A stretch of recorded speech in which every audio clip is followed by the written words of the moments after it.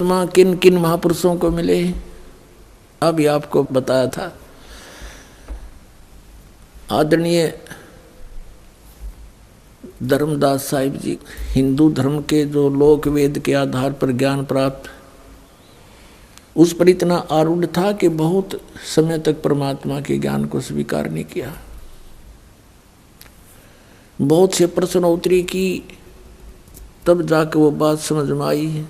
आदरणीय धर्मदास साहिब जी को परमात्मा मथुरा में मिले। मथुरा में वहाँ स्नान करने के लिए तीर्थों पर भ्रमण कर रहे थे। जैसा भी लोक वेद सुना हुआ था, रूपदास नाम के एक उनके गुरुजी से 68 तीर्थ, हरे राम हरे कृष्ण सीताराम राधे श्याम, राधे राधे श्याम मिला दे, इस तरह के मंत्र बता रखे थे। और एकादशी का व्रत, 68 तीर्थों की यात्रा कर ले बेटा, तू स्वर्ग में चला जाएगा। रूपदास जी ने ऐसा गाइड कर रखा था उस प्यारी आत्मा आदरणीय धर्मदास साहिब जी को। भगत धर्मदास जी मथुरा में गए हुए थे। वहाँ एक जिंदा महात्मा का रूप बना कर के धर्मदास जी को मिले। धर्मदास जी से जाकर कहा, हे महात्मा जी, क्योंकि धर्मदास जी ने वेशभूषा बना रखी थी, एक महात्मा जैसा लगे था, माथे में तिलक ला रखा, कंठी पहन रखी। जाकर परमात्मा ने कहा, हे महात्मा जी, मैं भटक रहा हूँ भगवान के लिए, मुझे कहीं रास्ता नहीं मिला। बहुत से गुरु बनाए हैं, बहुत से संतों से मिला हूँ, मेरी संतुष्टि नहीं हुई, लेकिन ऐसा लगता है जैसे आपसे मुझे कुछ राहत मिलेगी। आप ये क्या पढ़ रहे थे? क्योंकि उसमें धर्मदास जी गीता जी का नित्य पाठ किया करता था। धर्मदास जी ने कहा कि मैंने गीता का पाठ किया है, हमारी एक पवित्र शास्त्र है ये। और जिंदा महात्मा मुसलमानों के अंदर एक फकीर होते हैं जो ऊपर से एक टोपा पहनते हैं काला सा, और एक ओवरकोट पहनते हैं काला ही, घुटनों से काफ़ी नीचे तक एक कच्छा पहनते हैं।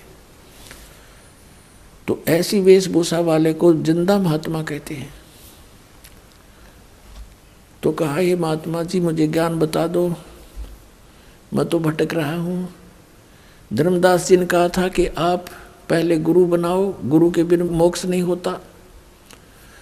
तो कबीर परमेश्वर जी ने कहा कि गुरु तो मैं बनाऊंगा, लेकिन मेरी शंका का समाधान हो, और आपको बना लूँगा गुरु में। पहले को तो पहले बना लेता हूँ, लेकिन शंका समाधान अवश्य चाहूँगा। धर्मदास साहिब जी ने कहा कि नहीं, गुरु जी तो मैं नहीं बन सकता, क्योंकि मुझे आदेश नहीं गुरु बनने का। आपको मैं अपने गुरु जी से नाम दिला दूंगा, बड़े पहुँचे हुए महात्मा हैं।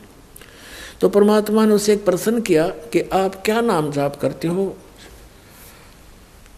धर्मदास जी ने कहा कि हरे कृष्ण हरे राम, राम राम हरे हरे, कृष्ण कृष्ण हरे हरे, राधे श्याम राधे राधे श्याम मिला दे। ओम नमः शिवाय, ओम भगवते वासुदेव नमः।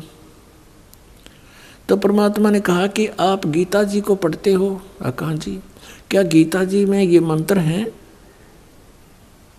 ना जी, ना जी। फिर आप इन जाप कहाँ से क्यों कर रहे हो? 16वें अध्याय के 23वें श्लोक में लिखा, शास्त्रीय विधि को त्याग कर जो मनमाना आचरण करते हैं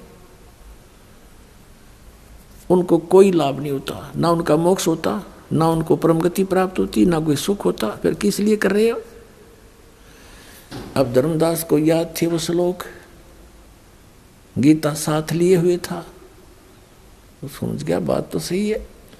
आप तो अवहेलना कर रहे हो भगवान के आदेश का, आप तो दोषी हो रहे हो। आप किसकी पूजा करते हो? गीता किसने बोला है? कि श्री कृष्ण जी ने बोला। धर्मदास जी ने कहा कि श्री कृष्ण जी ने गीता का ज्ञान दिया। परमात्मा ने कहा चल हम यही बात छोड़ देते हैं, बड़ी बात नहीं करते आगे। श्री कृष्ण जी ने गीता का ज्ञान दिया, आप श्री कृष्ण की पूजा करते हो। क्या श्री कृष्ण नाशवान है या अविनाशी है? धर्मदास जी कहते अविनाशी हैं, ये तो सर्वशक्तिमान है, इनके कोई जन्म मृत्यु नहीं होती। ब्रह्मा विष्णु महेश ये अजर व अमर है। तो परमात्मा ने उनसे कहा कि गीता अध्याय नंबर 4 के श्लोक नंबर 5 और 9 में, अध्याय 2 के 12 में, अध्याय 10 के 2 मंत्र में ये गीता ज्ञान दाता कहता अर्जुन तेरे मेरे बहुत जन्म हो चुके, तू नहीं जानता मैं जानता हूँ। फिर ये अविनाशी कैसे हुआ?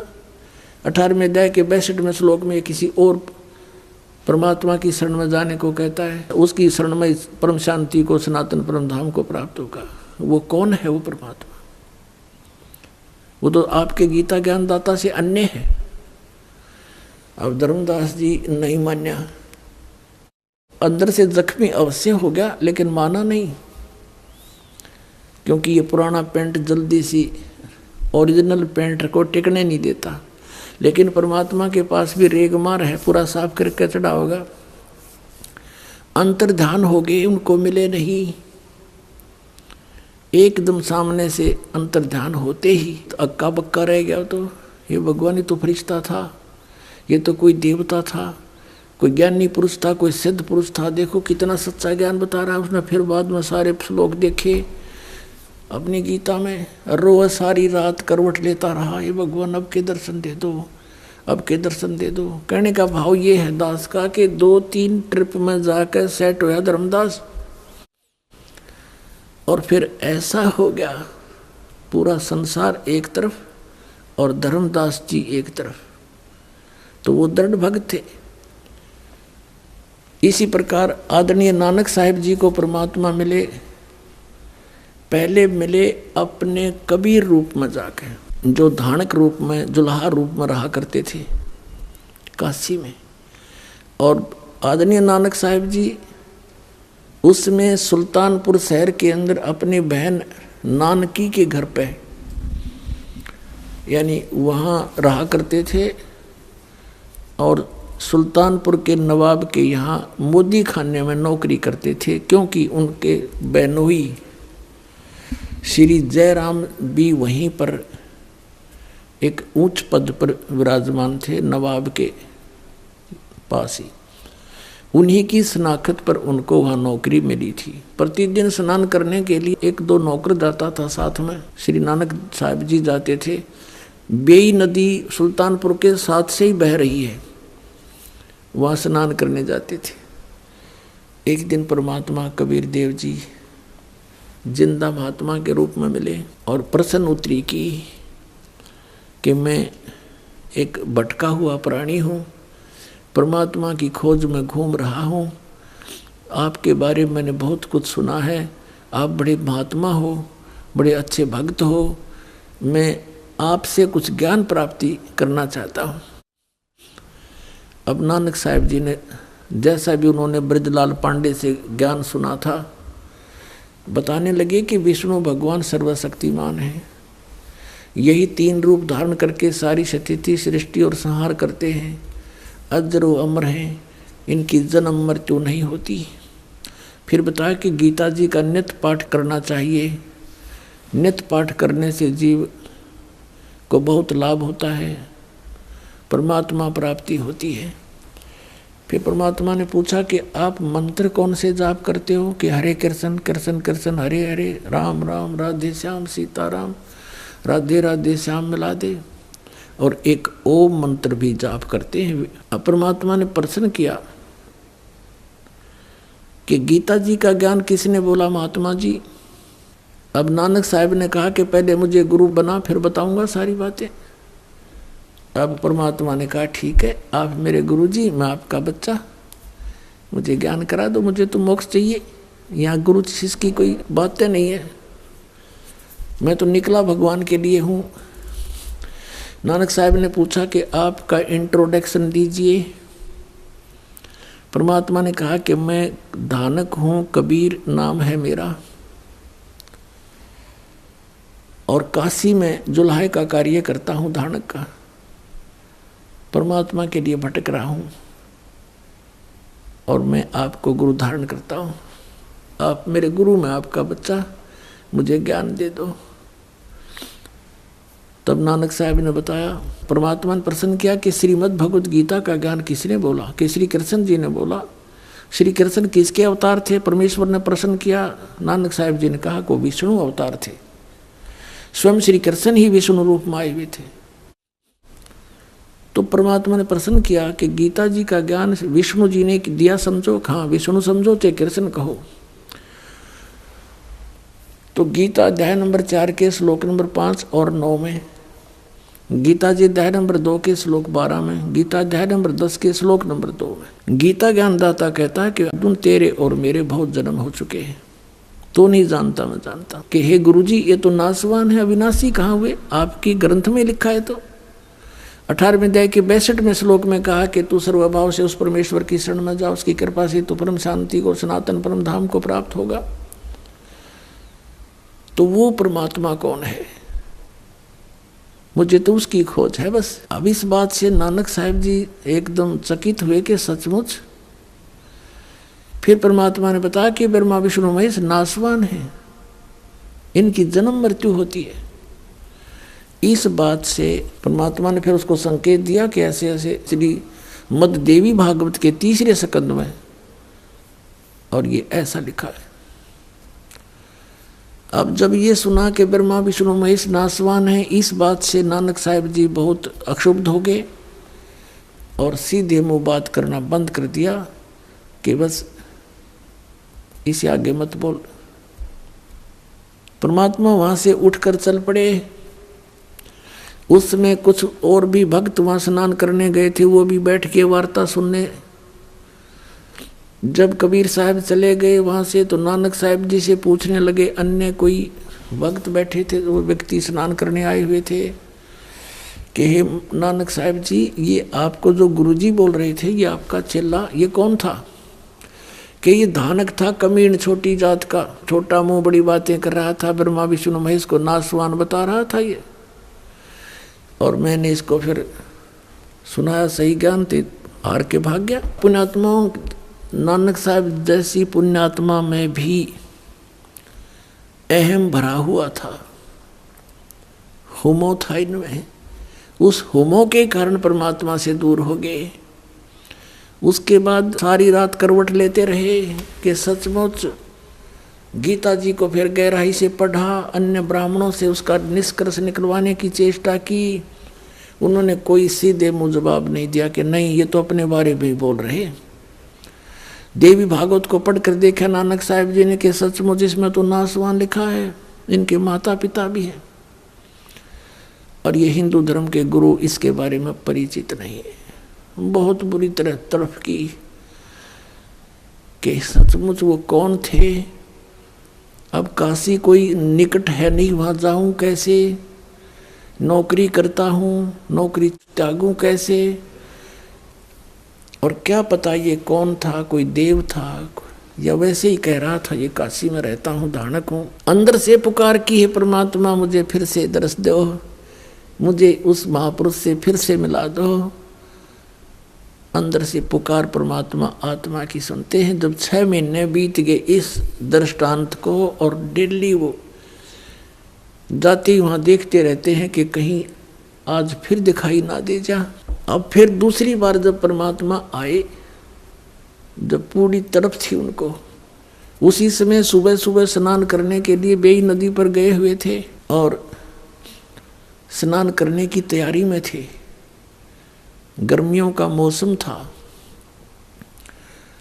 परमात्मा जब वहाँ पहुँचे तो नानक साहिब जी ने देखा कि महात्मा आ रहे हैं, उनके निकट पहुँच गए। उसी तरह फिर बात करने लगे, काफ़ी देर चर्चा हुई। तो उस समय जब वो दोनों बात कर रहे थे तो अन्य नहीं देख पा रहे थे, वो सोच रहे थे कि अकेले नानक साहिब बातें कर रहे हैं, किससे कर रहे हैं? तो दूसरे कहा करते कि ये भक्त आदमी है, अपने आप ऐसे ही बोलता रहता है, कई बार भगवान की महिमा गुनगुनाता रहता है, और वो बातें ऐसे कर रहा जैसे सामने कोई बैठा हो। तो अन्य जो स्नान करने के लिए गए थे वो अपना स्नान करने में व्यस्त हो गए। तो उसी समय परमात्मा से नानक साहिब जी ने कहा कि मैं इस दरिया में छुपूंगा, मुझे खोज देना। परमात्मा भी साधु रूप में, जिंदा के रूप में, और नानक साहिब जी दरिया के अंदर छलांग लगा दी। तो परमात्मा ने अंदर से ही उनको अंतर ध्यान किया दरिया से ही, और अब स्ट्रीम में ले गए। अब अन्य व्यक्तियों ने सोचा कि ये डूब गए, काफ़ी देर बाहर नहीं निकले तो हाहाकार मच गई, नगर में शोर हो गया, गोताखोर आगे दूर तक जाल डालकर खोजा, कुछ नहीं मिला। सबने सोच लिया कि नानक साहिब जी डूब गए। उधर से परमात्मा उनको लेकर के सचखंड गए, सतलोक में ले गए अपने स्थान पर। ऐसे ही धर्मदास जी को सतलोक लेकर गए थे, वापस छोड़ा था। ऊपर जब सचखंड के अंदर गए, सब ब्रह्मांडों की स्थिति से परिचित करा। श्री ब्रह्मा, श्री विष्णु, श्री शिव जी के लोक दिखाए, 21 ब्रह्मांड, ये सब रास्ते दिखाए। फिर सचखंड में जब पहुँचे तो वहाँ परमात्मा अन्य रूप में सिंहासन के ऊपर विराजमान है। सिर पर मुकुट है, मालिक है, श्वेत मुकुट है। और एक रोमकूप में करोड़ सूर्य मिला दे, करोड़ चंद्रमा, ऐसा तेज है उस परमात्मा का। अब जो ही कबीर साहब वहाँ जिंदा महात्मा वाले रूप में ऊपर गए तो नानक साहिब जी ने देखा कि परमात्मा तो ये है जड़ा तख्त पे विराजमान है, और ये जिंदा महात्मा तो यहाँ का कोई सेवक नौकरगण होगा। कबीर साहब ने वहाँ उठाकर चंवर परमात्मा के ऊपर आदर से करने लगे, अपने ही दूसरे रूप पर।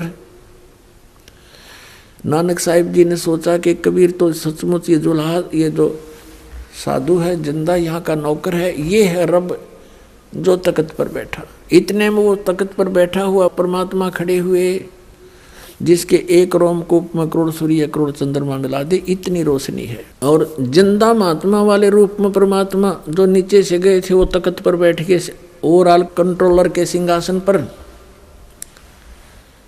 और वो तेजो में शरीर जो था परमात्मा जिंदा वाले महात्मा पर चंवर करने लगा। अब नानक साहिब जी असमंजस में पड़ गए, भी भगवान कौन सा इनमें। इतने में तेजों में शरीर जिंदा वाले महात्मा के शरीर में समा गए। उस ओवरऑल कंट्रोलर के रूप में ओनली कबीर परमेश्वर ही रह गए, जिंदा वाले महात्मा के रूप में विराजमान थे। चंवर अपने आप ऊपर घूम रहा था। तब परमेश्वर ने कहा, वो अपनी प्यारी आत्मा दृढ़ भक्त श्री नानक साहिब जी से, मैं अब वर्तमान में बनारस में, काशी शहर में, भारतवर्ष के अंदर एक धानक की भूमिका कर रहा हूँ, जुलाहे रूप में रहता हूँ, और वहाँ मैं सत संदेश दे रहा हूँ।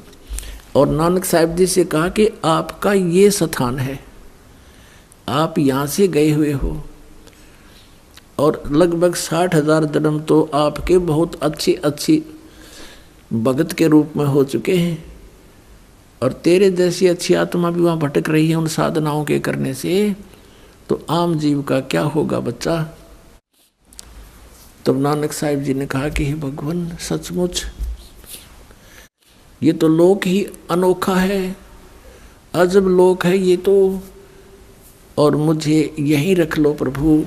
तो परमात्मा ने कहा, आप वापस जाइए। आप जब यहाँ से गए आप भक्ति युक्त थे, अब आप में भक्ति नहीं रही। आप उतना ही चार्ज होकर के वापस आओगे, उतना ही भक्ति युक्त होकर वापस आओगे। उतनी ही भक्ति के लिए तुम्हें जो तैयार करने के लिए, तुम्हारे अंदर भक्ति प्रवेश करने के लिए मेरे पास सतनाम और सारनाम है।